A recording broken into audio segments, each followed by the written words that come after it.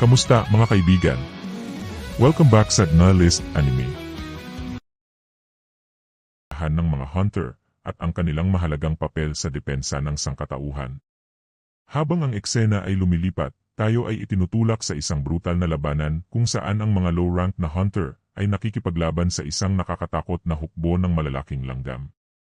Ang lupa ay nanginginig habang ang mga hunter ay nahihirapan. Ang kanilang mga sigaw ng kawalang pag-asa ay humahalo sa nakakatakot na chittering ng umuusad na kawan.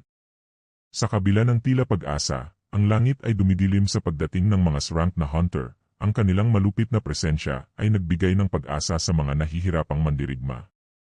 Ang masiglang labanan ng mahika laban sa mga halimaw ay naglalarawan ng isang dinamikong larawan ng mundong ito na puno ng panganib.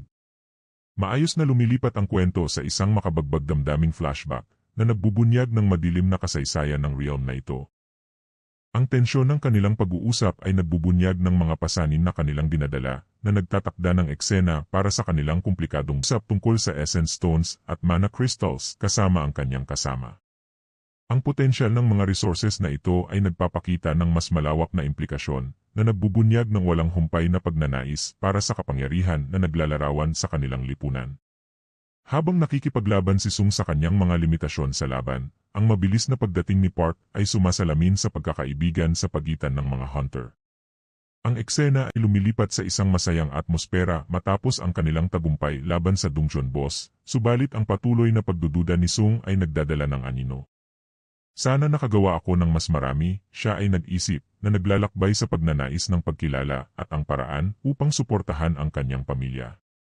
Ang kanyang kahinaan ay humahatak sa mga manonood na umaasa sa kanyang pag-unlad at tagumpay.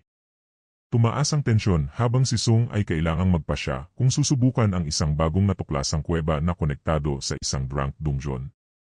Ang kanyang pagpili na pinapagana ng desperasyon ay sumasalamin sa bigat ng mga pagsubok ng kanyang pamilya. Samantala, ang maingat na ugali ni Juhi ay nagbabala ng potensyal na panganib habang kanilang natutuklasan ang isang sinaunang scripture. Ang sandali na ang pinto ay sarado at ang isang hunter ay brutal na pinatay ng isang nagkukubli na estatwa ay nagtransforma sa atmosfera mula sa kasiyahan patungo sa takot. Sa isang nakakagulat na sandali, ang estatwa ay nagpapakawala ng isang nakamamatay na sinag na nagwawasak sa ilang hunters. Ang magulong mga saloobin ni Sung ay umaabot sa kaguluhan na nag-iwan sa mga manonood na may hininga ng pagkaabala habang siya ay nagtataka kung siya at ang kanyang mga kasama ay makakaligtas sa nakamamatay na dungeon na ito. Nagtatapos ang episode sa isang nakakabighaning cliffhanger na nagpapatibay sa paglalakbay ni Sung Jinwoo mula sa kahinaan patungo sa potensyal para sa pambihirang lakas. List Anime.